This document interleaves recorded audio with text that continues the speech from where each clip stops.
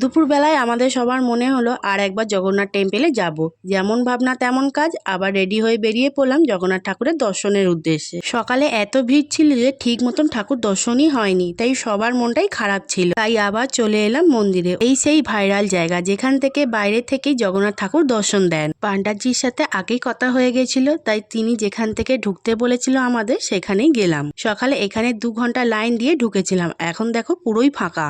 আবার ফোন জমা দিয়ে আমরা ভেতরে ঢুকে পড়লাম। আর সত্যি বলছি, এবারে একদম সামনাসামনি ঠাকুরের দর্শন হলো। ঠাকুরের দর্শন করে মনটা একেবারে ভরে গেল।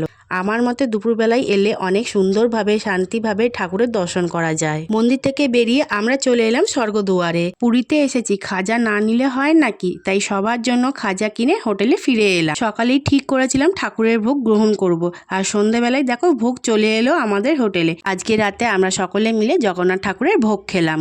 জয় জগন্নাথ।